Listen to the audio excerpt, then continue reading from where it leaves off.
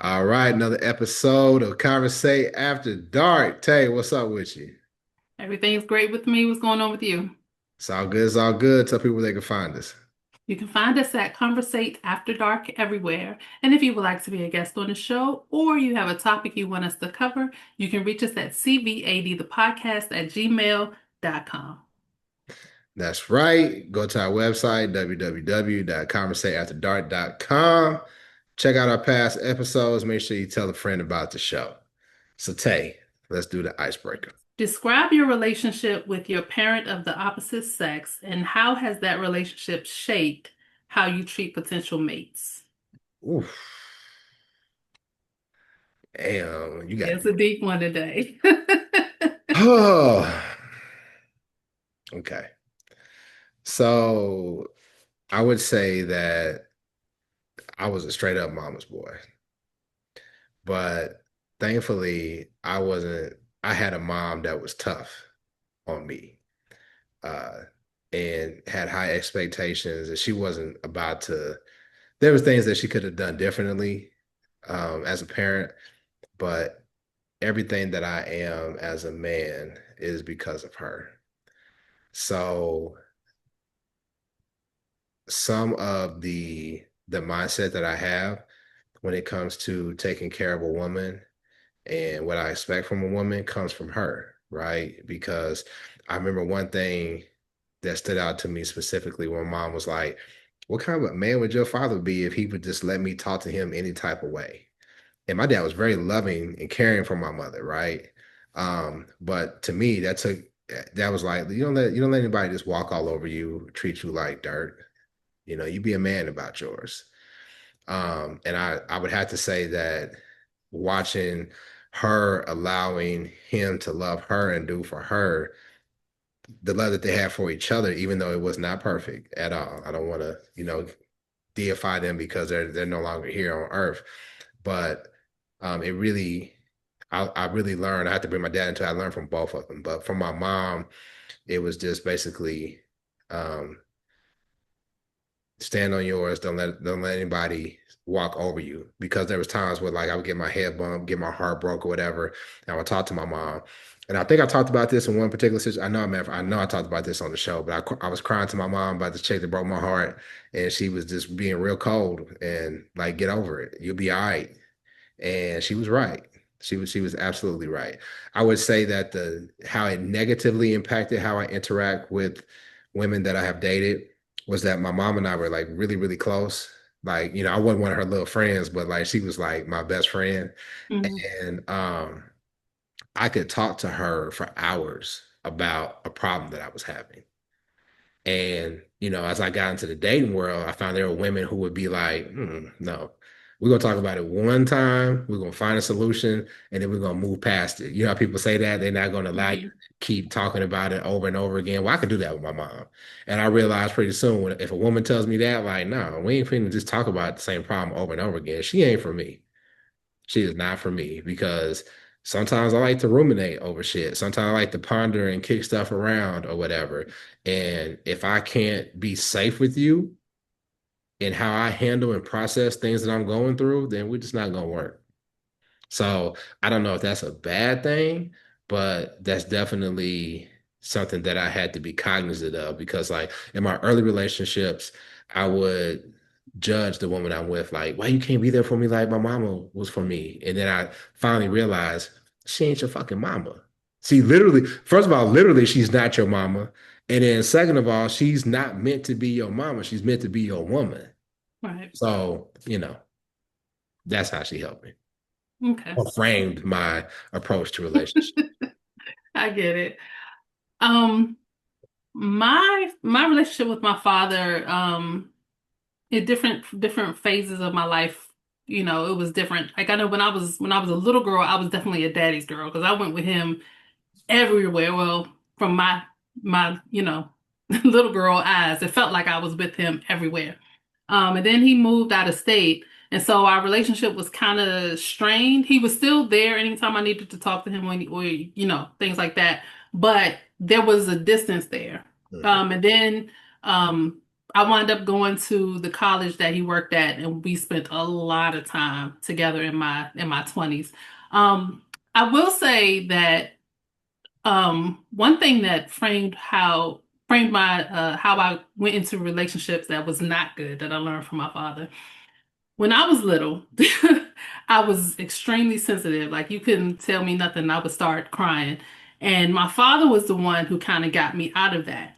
So from looking at him and him not being overly emotional, I expected that from men in my younger years. So anytime I met a guy who was like, I know I have had a friend, we were watching a movie and he started crying, and I was like, I don't even cry at movies. Why are you crying? Like I had to learn to get out of What that was the mode. movie?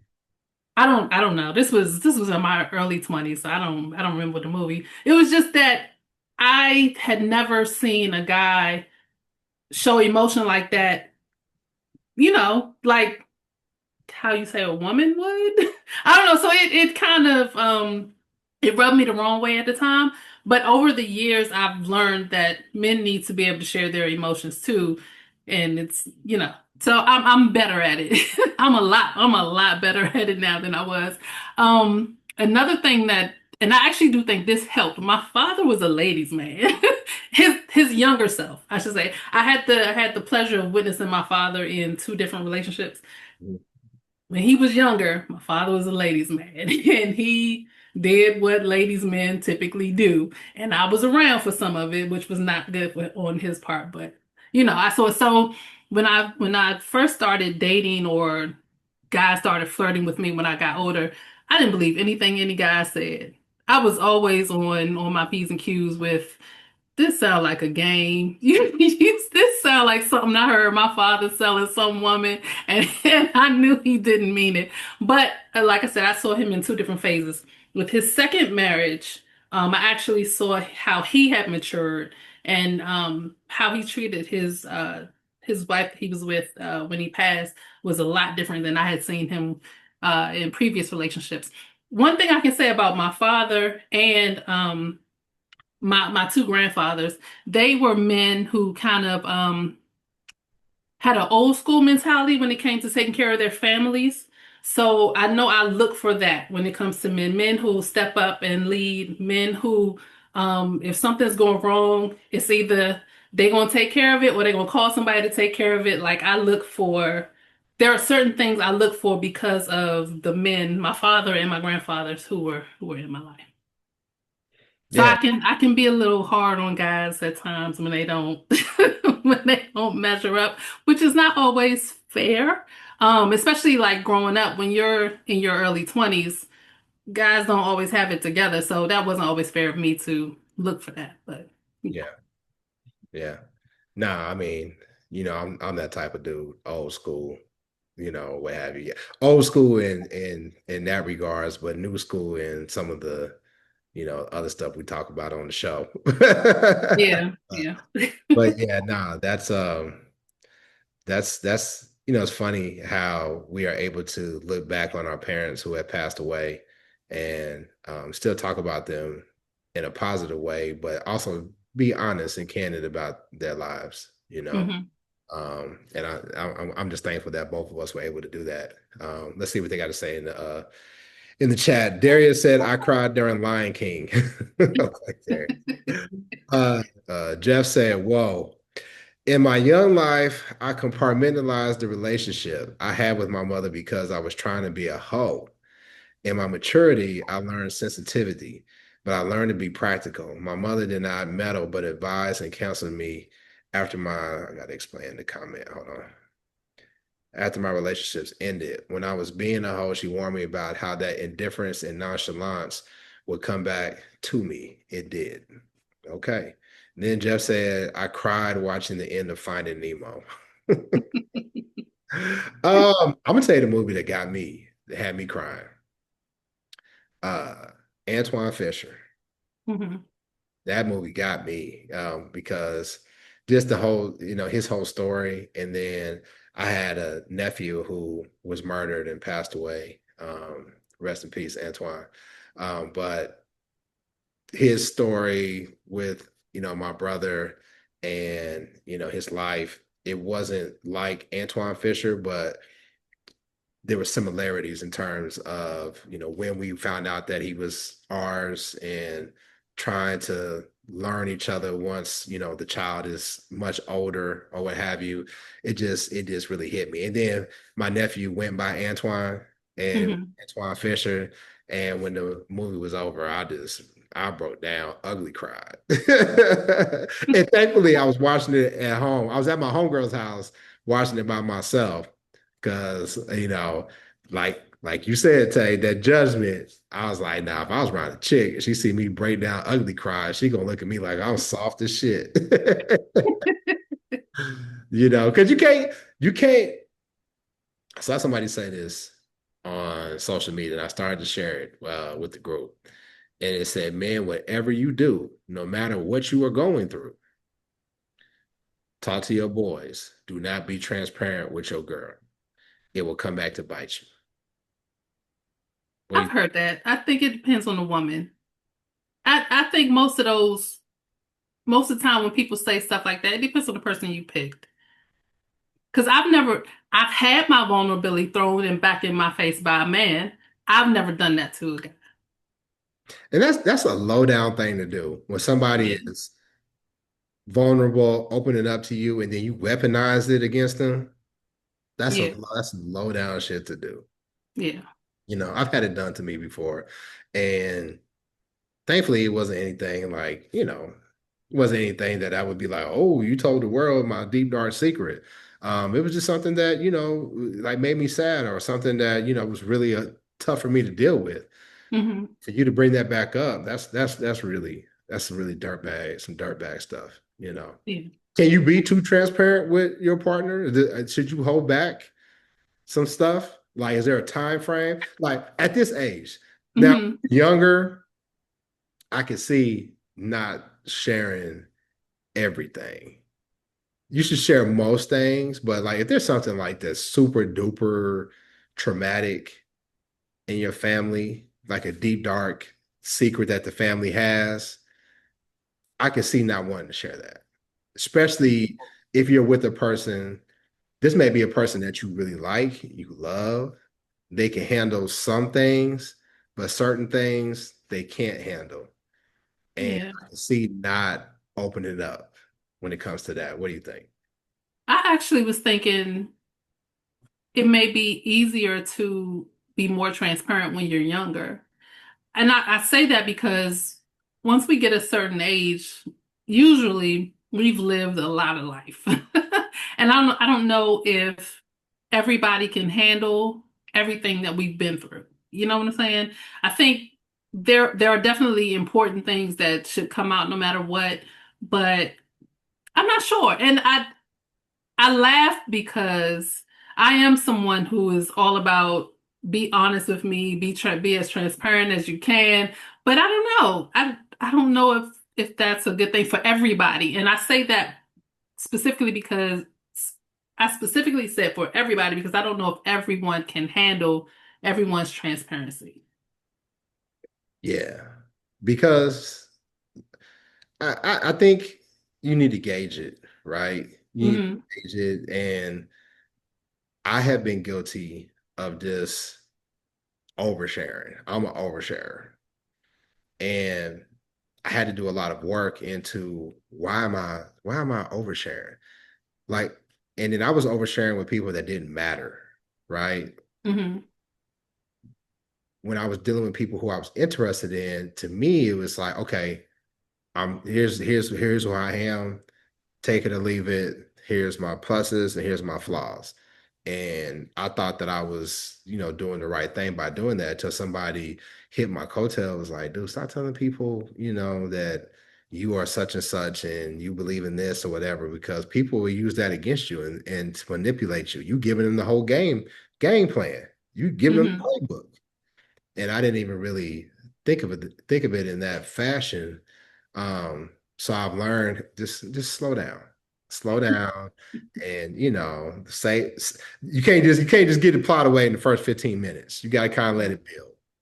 Yeah, it's definitely something that um revealing things about yourself or about your past is definitely something that I think people have to earn. They shouldn't just get it right off the bat. Um and it's also a safety for yourself because you don't know this person like that. So you don't know if this person is the type who will use what you say against you. You don't know that from the beginning. So it's safety for you and it's not dumping a lot on the other person. What are a couple of things that you think have to be shared up front? Um Health status. Yeah, Let me be specific. we can get STD STD, status. STI, STD, STIs, right? STI, yes.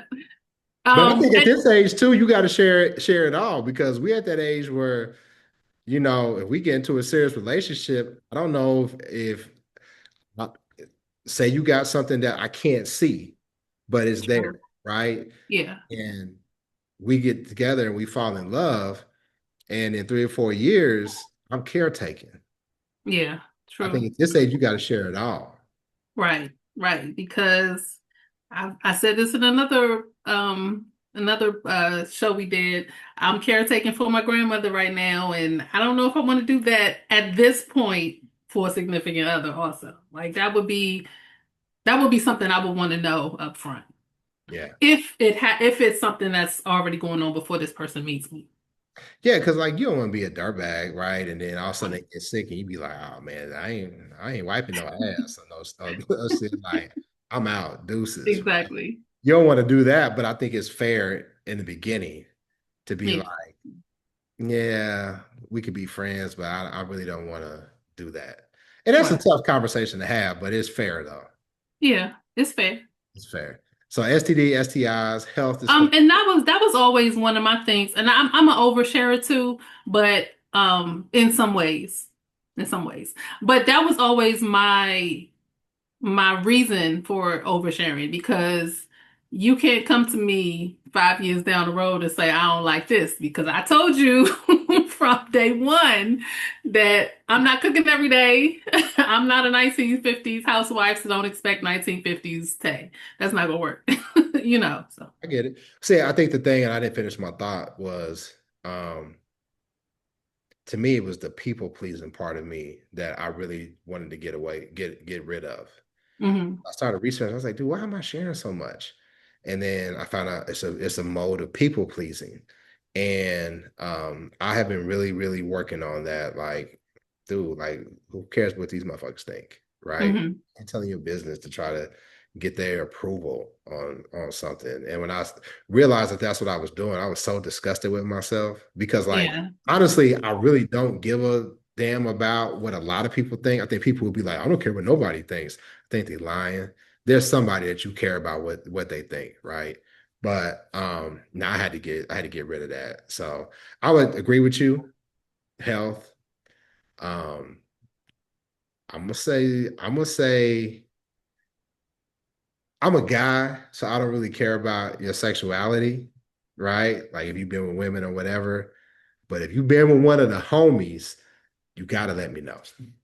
Yeah, yeah. That's an important conversation. Yeah, you gotta let me know. You gotta let Even me at this age, that's an important conversation. Mandatory, mandatory, Yeah, yeah. mandatory. I gotta know. I gotta know. I gotta know. So what? So I said I don't even care if she mess with women.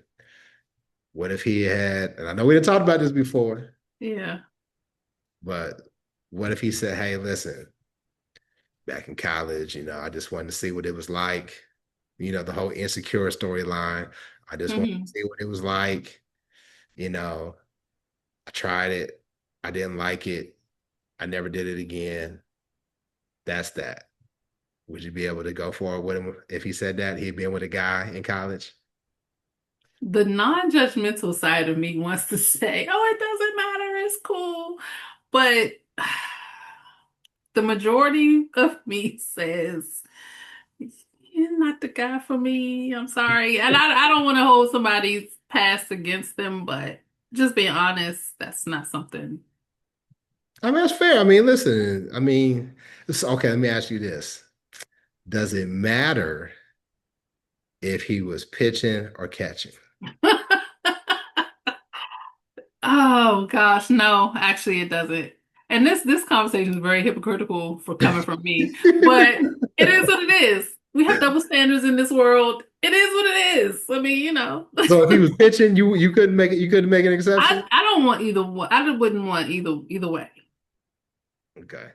Ella said this question is leading. I mean, no one wants to admit to a double standard. However, there definitely is one. I don't think I would be interested in a man that wants to experiment, just being honest.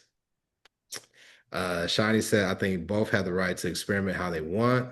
Same gender sex is not my cup of tea, so I wouldn't be inclined to date a man that had that type of experience. The way I feel about it, men having same gender sex is the same I feel about women who do it. No judgment, but not my preference. Uh, I mean, I think it's fair. It's fair. Yeah. I mean, I have dated women who will consider themselves bisexual or queer or whatever, it's different because there's some women that say, well, I'm not attracted to women in terms of like a relationship, but if we're having fun, me and my guy, yeah, we can get down. But I'm not really interested in being with a woman, just me and her. There's got to be some peen involved. There's a lot of women who say that. Hmm. Um, I would think back in the past, if I were to date a woman who was bisexual, first of all, I would be like, yeah, you know what I'm saying? Because it's automatic threesome, right? But then I met some women who were bisexual, and it's like, nah, well, if I'm with a woman, I'm with her. If I'm with a man, I'm with him. There's no, cheating or blurring the line because I can date both. Hmm. So I don't know. I don't know. I think it's different. I wouldn't be insecure about it. I think for most women, you tell me if I'm wrong, is it because of the potential for STIs, like HIV, or is it because you think that he's always gonna want the dick again? Um, when I think of it, part of it, well, no, because again, if we go back to what do we want to be people to be transparent about your sexual health uh test scores or whatever, that's something that I would need to know. So I wouldn't necessarily be worried about that if the test came back clean. My thing, and this is probably toxic of me, is that it just doesn't seem masculine. And I tend to lean towards very masculine men. That's my type. That's one of part of my type. So you know what I So picked up on, Tay? what? Back in the day when women was talking all that, we don't want toxic masculinity shit. You was not in that number because you. No, it wasn't. There was some article that I read and it listed like maybe 20 things that were considered toxic masculinity. I think I agreed with maybe four or five of them. Everything else I was like, I actually like that. And you Again, remember because that was right to me when all that shit started happening. Me Too, toxic masculinity. That's when the whole gender wars really, really started. And most men were calling that shit out like, nah, what the fuck you talking about? Toxic masculinity. Now, there were some things that I think we definitely, as black men, 'cause I speak for as a black male, there's things that we could improve upon, right? Like mhm, listening and actually listening, not listening to our women and their experiences and what they're going through. I think now we've kind of the pendulum has swung to the point where women don't want to hear what men got to say anymore. yeah. That's another topic. But yeah, that toxic masculinity shit. We've always talked about, let me put on my man listen hat, shout out to the man listen crew, the emasculation of black men. I think Mhm, whole toxic masculinity, part of that toxic masculinity is when something goes bump in the night, I'm the one grabbing the pistol or the bat to go see who it is. That's right. my job. That's my role, right? Yeah. But now we all the same shit. You go see who it is. And I definitely don't want that job. Yeah, yeah. So let me say, Bunny says people have the liberty and right to explore different avenues of pleasure without having the fear or pressure to label it immediately. One's first instinct shouldn't be what others think will think or how society would view it. How will one know what they would like unless they have at least gave it a thought? Many people try different things but never disclose it because they don't have a safe space to do so without judgment. And hold on, something came up, I was blocking it. And ridicule. That being said, a person should enjoy whatever floats their boat as long as it's with another consenting adult. I agree. I agree. I definitely agree. People should be able to do what they want Yeah. that pleases them. Yeah. It's just that for me. And I just like that person has the right to experiment and do what they want. I have a right to be able to say yes or no with somebody that I want to pursue a relationship with. Yeah. Kim said all that booty smacking y'all do while playing sports. I think some are already experimenting. That's not fair, Kim. I'm a football player, and it's just something that we did on the football field. You know what I mean? Like somebody make a good play, you smack them on the ass. There's a difference. There's a difference on like, come on, let's go. You know what I'm saying? Versus, smacking that ass for real. There's a difference. There's a difference in touch. So yeah, yeah. Have you ever found out that an ex was bisexual or gay? Not that I know of anyway.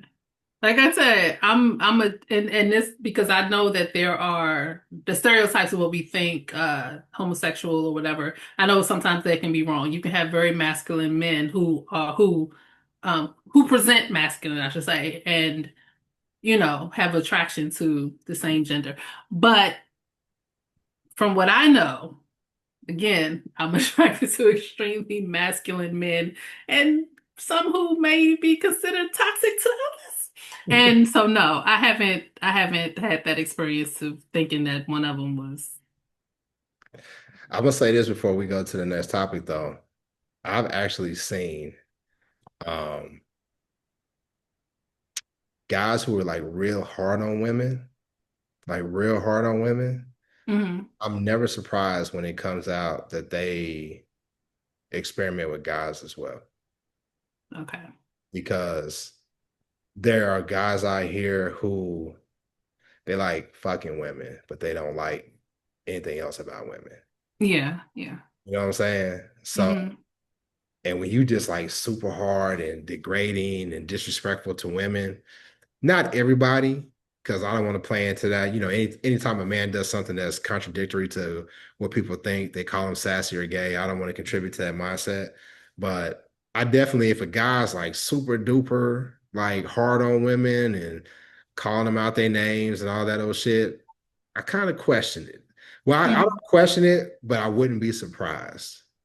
Yeah. Wouldn't be I see surprised that. because you live in a conflicted, like people I know, one person in particular who had to be in the closet for years, this man that I know is an asshole. And I truly believe that is because they had to hide who they were. They couldn't be their authentic self. I have a well, he's gone on, so I think I can speak about this. I have a great had a great uncle who was like you piss him off, he wouldn't for a second, and he wouldn't talk to you for maybe a couple years. Like he was very He's a grudge holder, grudge holder. grudge holder, and he could get an attitude with you. He was sassy. He would tell you off in a minute. My mother was saying one time she took him, this is when he was up in age, she took him to the grocery store and he almost got her into a fight because he was arguing with women in the grocery store. But when we were cleaning out his stuff after he passed, and we found evidence that, He was he may have been living in the closet, which explained a whole lot. But, it is what it is. so we talked about finding out an ex passing away. I mean, we talked about finding an ex that, may be gay. Here's a question that was brought up. You have an ex, hypothetically, because I don't know if this is true for you or not. It's true for me. You had an ex that was abusive, and you find out that they passed away. What would you think would be your first thoughts? How would it impact you? Um,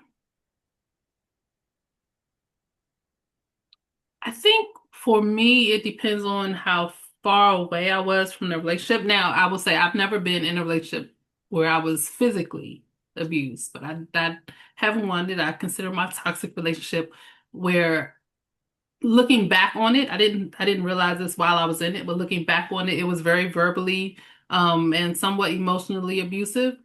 But we've I won't say reconciled. We're cool now. So if something happened to him, I would feel sad. But if in terms of what I think about when I think about somebody in an abusive relationship, if I was in that situation, I want to say I would be like F him. But one thing I know is that, well, I said one thing I've learned is that a lot of times it can be hard for people to walk away from abusive relationships because they love that person. So I don't know if I was in that situation, I don't know if I would actually rejoice, or, you know, be happy that the person is gone. I don't know. I get it. Let's see what the audience got to say. Gary says zero fucks. I'm not the turn the other cheek. I'm not the turn the other cheek type of guy. Got it. Can't be mad at that. Kimberly said I would not be moved. Felicia said I'd be numb and feel triggered. I'd be glad that he couldn't hurt anyone else. My past abuse was emotional. I wouldn't wish that on anyone. Yeah. Physical abuse is obviously unacceptable, Hmm. but emotional abuse, which I've definitely dealt with, uh, Hmm. that could be, you know, not to make light of anything, but the bruises and the things that come from being physically abused, they may leave scars, but they may leave physical scars, but you can get past it, right? Where you feel like, well, ain't nobody gonna be kicking my ass no more. But that emotional abuse and what it does to your self-esteem and what it Hmm. does to your happiness, because most of the time when you've been emotionally abused, they don't even have to abuse you anymore because you start abusing yourself. They Yeah, start saying negative stuff about you. You start believing it about yourself, and then you're saying it and you're believing it, and it takes years to get that out of your mind. So that's true. That's true. I would say, growing up, when I was an adolescent or teen or whatever, my self-esteem was very low. But through college and after in my early 20s, like I had worked on myself. I was the bomb, I will say. And then got into this relationship, and I always say it took me back to that person I was as a teenager, and I hated it. But it took me a while to get out of that. yeah. Bunny said it already happened. I was relieved. Wow. This is a deep one. Yes. Kim said, I'm healed, so I wouldn't feel anything. Vita said, feel either indifferent or glad he got what he deserved for how he treated me. Thankfully, the closest thing I've had to an abusive ex is an ex-husband's son's father. Okay. Yeah. Yeah. I would feel sad. I mean, the two people that I would say emotionally abused me, I have worked on healing myself. And while we're not friends, I definitely would feel sad for them and for their children, um, Hmm. family. Um, because the sad thing I think about abuse is that there are good times intertwined in there, right? Right. And you think, well, hopefully there is. For some people, it's just straight terror, but Hmm. at some point it was good, hopefully, right? I know I'm generalizing, but you think about the good times, you think about when they weren't treating you awfully. Is that a word? Awfully, when they weren't treating you in an awful way. And I think when you're being abused, you want them to like I want them to go back to how they used to be. Hmm. I could just get them to love me like they used to love me, things would be okay. But Right. more than likely, you're seeing who they really, really are. Like Yeah, that representative is not coming back. that is true. I learned that the hard way, but Yeah. Shani said, unbothered, unmoved, uninterested. Adrian said, when my son's father OD'd, I was pissed at him for dying. Then a sadness came over me that I couldn't explain. I hadn't dealt with dude for 25 years, but I was sad that he never got past his demons. Mm, yeah. It's a deep topic, you know. Um, I mean, because we talked about at the beginning of the show, we were talking about our parents, right? And I think Hmm. that we were both pretty honest and candid that, our our parents weren't perfect. Right. I like to say my parents weren't perfect, but they were perfect for me.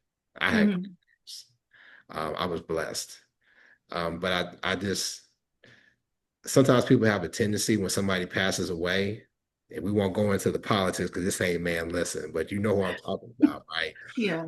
They had the tendency to totally forget all the negative stuff that that person did. They try to talk about how good a person they are because I think people feel like it's not good to talk about people who have passed away.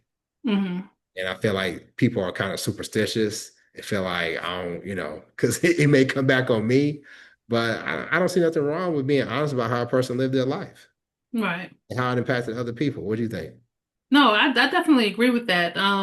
I felt the same way when Rush Limbaugh passed. People were celebrating, and I was like, I'm not going to celebrate his death, but I'm going to be honest. I don't think he would have liked me if he had met me. So I don't. I mean, it's for me. And I thought the same thing about this recent death this time. To me, it's like somebody, like if the person down the street from me, if their friend from college passed away, I don't know that person. I wouldn't feel no way. That's how I feel about these people.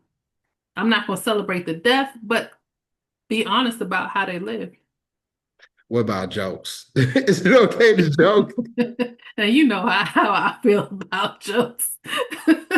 A well-timed joke is always, but it has to be well-timed. It has to be well executed. There are things you can say that can cross the line, but a well-timed, a well-placed joke, I will laugh. I mean, we were laughing at my father's funeral. We were laughing at my grandfather's funeral because that's the family I come from. So. And I think like if you really know the person, Hmm. they would want you to laugh about the good times Yeah, and exactly. think about those things. My mom and my mom in particular, my dad really wanted me to be like tough and because he passed before my mom did. And we knew, he went through the whole cancer, hospice care. So we knew it was coming, right?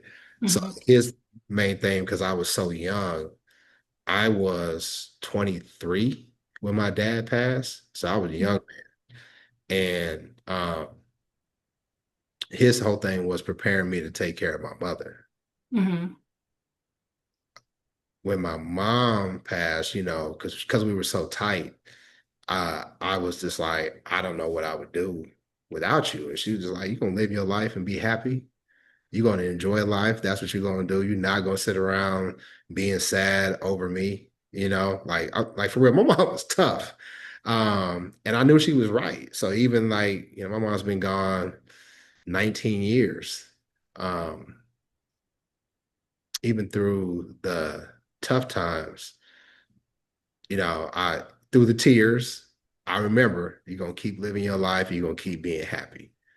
So, I think if you know the person, they will want you to not be sad, but to really enjoy and look back fondly on your life with them.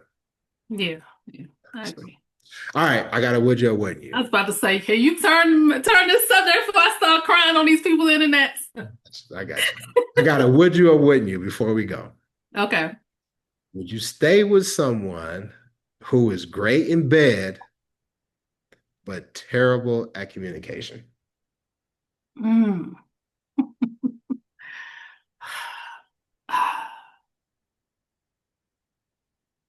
Are they willing to get better at No, communication? it's either or. Either they suck or they don't. Um, at this point in life, no, I can't stay with that type of person. No. I'm gonna say no. I mean, I've had phenomenal sex with people, and Hmm. their communication, I can't say that their communication was terrible. Their communication style didn't work for me. Hmm. I'm Mr. Pisces, sensitive, emotional. You're not gonna talk to me any type of fucking way. Hmm. You talk about your dad was like he wasn't gonna get emotional or whatever. Fuck you. I'm gonna flame your ass if you go for me, because I'm gonna be hurt. I ain't gonna lie, my feelings gonna be hurt. You know what I'm saying? Hmm. Back at you. I ain't like that. I'm not like that. So, but there's no sex in the world worth being with somebody that you just cannot talk to. True. Because I've al- there's only so much fucking you can do. True. And I've always said I don't understand those people who stay in relationships because the sex is good. Y'all can be friends with benefits. Sex has never kept me around. It's always been other things. So Can yeah. you have sex with somebody when you mad at them? Yes. You can. Yes. Because I can compartmentalize my feelings. Sex and being horny is one thing. Being mad at somebody is something totally. Now it depends. If they've done something to hurt me, like um emotionally hurt me, it's harder to do. But if somebody just does something stupid and I'm mad, I can still, yeah. Let's get it on. I'll be mad tomorrow. Really? Yes. Not me. No, don't touch me. Don't touch me. Like, yeah. Now, I say that because, I'm fucking easy. You know what I'm saying? It depends on the offense. Hmm. It definitely depends on the offense and where we're at in the relationship, if that makes sense. Like, if Yeah. we're in a good place and you just done got on my nerves and you annoying me or some shit, I'm gonna let you butter me up and. But sex is not an apology. No, it's not. Ladies, I want you to know that shit because too many of y'all think that sex is not an apology. We gonna hold you fucking accountable. You know what I'm saying? And we gonna take that accountability. Then we're gonna give you some dick. That's how it goes. Accountability dick. That's how it goes. Because too many of y'all think like, oh, if I just give him some, you still mad? Yes, yes, I am. It happens, Tay. I'm telling It you. happens the other way around too. How many men still want sex when they ain't been accountable for the stuff they did? So that, oh my gosh. See, this is the part about the gender wars that annoys me. Everybody does the same stuff, and y'all want to put it on one gender. No, it's the same thing.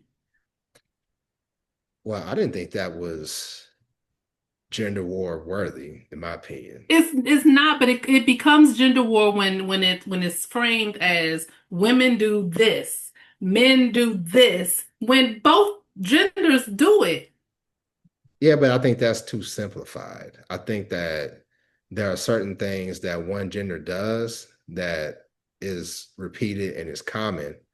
But if it, Yeah, it but if the other gender experiences that same thing from the other gender, then what is that? but I don't think that it happens. What I'm saying is that they don't happen on this at the same rate. How do Like, you know? Have you ever been in a relationship with a man? here's what I'm saying though. Okay. What happened, smart ass. But I I'm was, just saying. but I was, but I'm gonna say this though. I don't think it's the same because I believe that you all do a much better job of holding us accountable because you have the sex card. That don't mean that men are accountable. I feel like women hold men accountable because most men, you like, shit, I got to get my shit I together. don't, Or she gonna bounce on me. and that's, you know what? A lot of times that's when the lies come in. The guys will lie to get the sex, so they won't have to That's be possible. accountable. Yeah. I mean, yeah, for Yeah. sure. But what I'm saying is though, like if you're in a relationship and you know you've been fucking up, or not even if you know you're fucking up, but if your girl's like, hey, I'm not feeling you because you're doing this and this, that, and the other, right? And you like, damn, like she gonna leave me because I ain't got my shit together. I got to get it together, or she gonna be gone, and I don't want her gone. Dudes ain't gonna do that to no to their woman. We already said on the show several times. You got to be a fucking awful chick for a dude to break up with you. But and what I've said in counter to that, usually a man will just put his woman through crap because he won't leave. He will make her sit through his crap. And So hold on. Wait a minute. Now, what you just did was prove what I was saying because you are absolutely right. We will sabotage the shit until you finally fucking leave. And that's something that men do. So just like I said, women aren't easily held accountable, and that's something that's typical for women. I can say that men typically, instead of being a man about it and saying, look, man, I'm not feeling this no more, I want to move on, we'll do stupid shit to sabotage and try to slyly push you away so it's not on us. I can admit that. But that's not taking accountability. That's a part of that. It's a method. It's still a part of it. It doesn't matter. It doesn't matter the method used. It's still not taking The accountability. tactic. But what if it ain't on you though? You If gotta. it ain't on you, it ain't on you. But that's my That's point usually why the is, guy don't want to be with her. It's not because of what he's doing. It's because she ain't doing some shit, or she's doing some shit that he don't like. then why don't he just leave instead of lying and taking her through bullshit? Just I leave. don't tell you, it's hard sometimes. It's hard to. It's hard to. Now I don't think it's right. No, I don't think it's right. I'm not trying to justify it at all. But I'm just saying sometimes it's hard. It's hard to break up with a woman. It's hard But because see, then this come with this new thing where women don't love unconditionally, but then people want women to just sit there and deal with crap and deal with crap and love unconditionally and deal with crap and love unconditionally and deal with crap. No, just if something is not working, why even put keep yourself in a situation where if you're not willing to both of y'all are not willing to make it work and for both of y'all to be happy, then what's the point in being? I will say this. First of all, I don't think a guy should make a woman deal with crap. I don't think that should happen at all. I think for me in the past, when I wanted to leave a relationship or when I wasn't happy, I didn't want to hurt her. I didn't want to deal with the tears. I didn't want to have that tough conversation because, I'm a lover, right? Straight up Pisces. I just didn't want to do that. So I felt like if she made the decision, right?